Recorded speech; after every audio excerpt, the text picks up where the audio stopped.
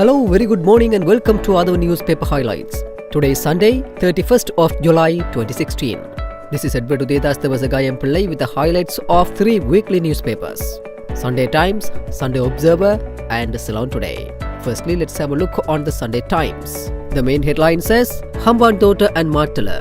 China declines Lanka's request, converting loans into equity.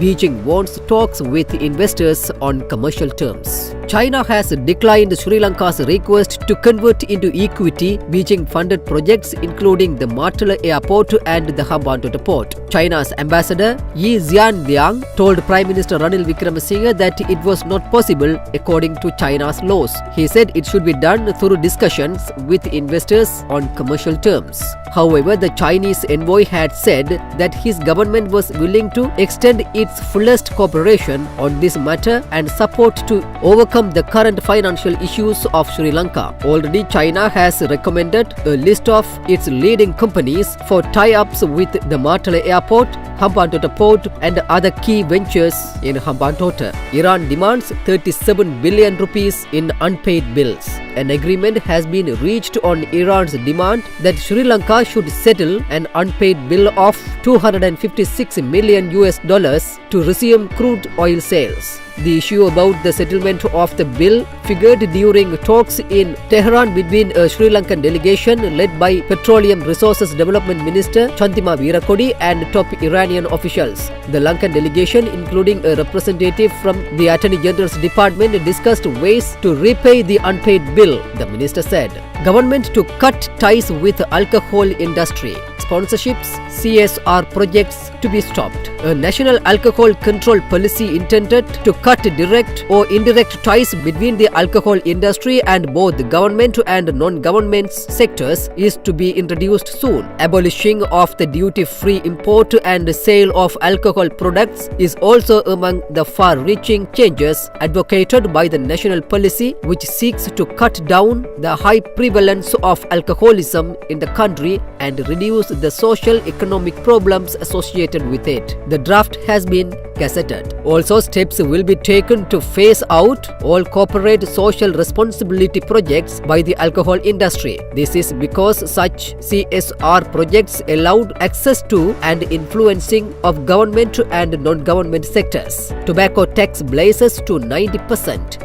Blank packs with health warning. A proposal to raise taxes on import of tobacco to 90% from the existing 72% will be taken up by the cabinet tomorrow. The cabinet paper will be submitted jointly by President Maithripala Sirisena and Health Minister Rajitha Senaratne. Dr. Senaratne said the additional revenue would be used to offset losses resulting from the suspension of the value-added taxes on some private health services and to meet part of the expenditure to treat patients affected by smoking-related illnesses. An estimated 20,000 tobacco-related deaths are reported annually, according to the Health Ministry. Secondly, let's move to the Sunday Observer. Following attempts to smuggle in cocaine consignments, customs step up Brazil cargo security. Following 2 botched attempts to smuggle in cocaine in sugar containers from Brazil by 2 different companies, Sri Lanka Customs have decided to carry out detailed inspections of all cargo from Brazilian ports. 3 shipping terminals have agreed to carry out the detailed inspections for containers coming from Brazil. We decided to do this as there were 2 different companies who were caught smuggling in cocaine and we want to prevent any more smuggling of cocaine. The sugar importers also requested a thorough inspection to clear their names, Lalit Veerasinghe, Director Customs, told the Sunday Observer. Padayatra can't topple government. SLFP General Secretary and Agricultural Minister Duminda Dissanayake said the joint opposition's contention of toppling a democratically elected government by engaging in a Padayatra, a futile exercise that will come a cropper. It is an ugly precedent to topple a democratically elected government and grab power to suit some politicians' whims and fancies. We must put an end to this ugly practice and rebuild the country for future generations, the minister told the Sunday Observer yesterday. 500,000 jobs on the cards. Chinese delegation to discuss Hambantota SEZ.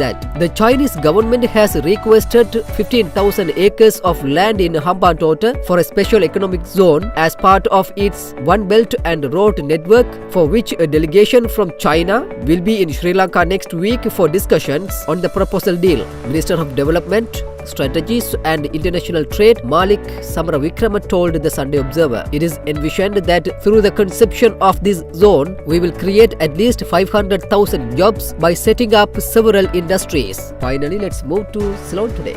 Joint opposition Padayatra concludes tomorrow. Mahinda Rajapaksa to make special statement on government. SLFP Kurunagala District MB and former President Mahinda Rajapaksa said that he will be revealing a hitherto untold story about the government at the rally to be held by the joint opposition in Colombo on August 1 after the conclusion of its protest walk that began in Kandy last Thursday. The former president told this newspaper that the government had heaped burdens on the people both politically and socially. He said the purpose of staging the protest walk was to bring people of all communities together in an effort to exert pressure on the government to ease the burdens placed on the masses. Missing persons issue addressed. Families will get certificates of absence. Families of people who went missing during the war will be issued certificates of absence in the names of these missing persons in a program scheduled for completion by the end of this year, Secretary to the Ministry of Home Affairs J.J. Ratnasri said. He said the ministry had already issued a large number of certificates for missing persons and would complete the process before December. He warned that if anyone provides false information claiming a person is missing when in fact he or she is not missing, that person will be liable to 5 years imprisonment for misleading the government. With that, let's come to an end of today's paper highlights. We will come with more news tomorrow morning.